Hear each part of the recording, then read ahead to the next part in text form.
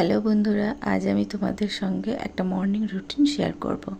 তো সকালবেলা ঘুম থেকে উঠেছি, এখন বাজে ওই সকাল 5:30টার মতো। তো 5:30টার সময় উঠে সংসারের কাজ শুরু করে দিয়েছি। সংসারের কাজ বলতে ঘর মোছা, তারপরে ঘর ঝাঁটানো, সমস্ত জানালা দরজা খুলে দিয়ে এদিকে রাস্তাটাতেও জল দিয়ে নিলাম।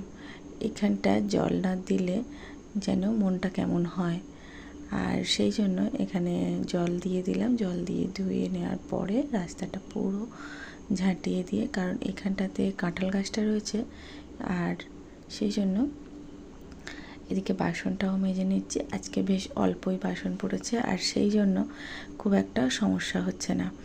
তো বাসনটাও চটপট মেজে নিয়ে কয়েকটা কাঁচাও আছে, সেগুলো কেচে নেব। তো বাসনটা এখানে গুছিয়ে নিচ্ছি। বাসনটা গুছিয়ে রাখলে তাহলে আর নিতে অসুবিধা হয় না। তো এখানে বাসনটা গুছিয়ে নিয়ে কলতলাটা ঝাঁট দিয়ে নিচ্ছে। কলতলাটা ঝাঁট দিয়ে নিয়ে ভালো করে পরিষ্কার করে কাচাকাচি করে নেব।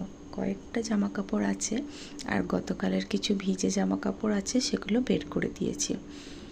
তো এই যে জামা কাপড়গুলো, এগুলোকে একটু কেচে নেব, কারণ এগুলো পরে মেয়ে কাল ড্রয়িং ক্লাসে গিয়েছিল, তাই ভাবলাম এগুলো একটু ভিজে ভিজে আছে, তাই আমার আর ওর জামা কাপড়টা কেচে দিলাম।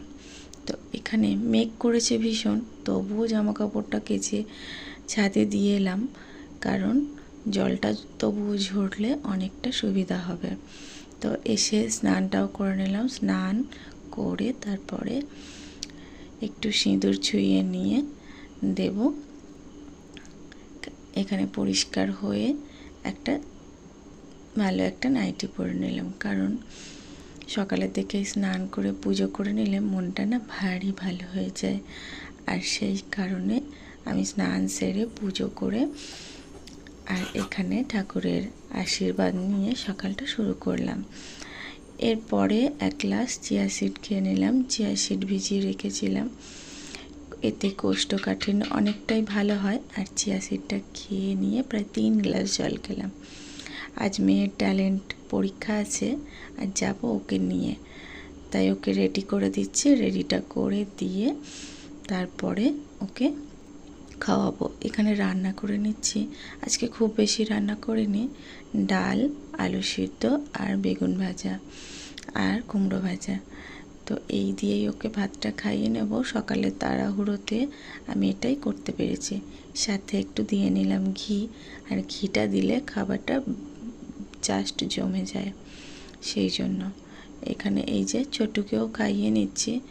ওর সকালবেলা ভাত খেতে ইচ্ছে করছে না, কিন্তু আমি থাকবো না বলে ভাবলাম যে ওকেও খাইয়ে নিই। তারপরে আমিও খেয়ে নিলাম। এখানে রেডি হয়ে যাচ্ছে। এখানে এই বায়োটিকের টোনারটা আমি ব্যবহার করি, আর এই যে একটু ময়শ্চারাইজার আর একটু সানস্ক্রিন দিয়ে এখানে রেডি হয়ে গেলাম।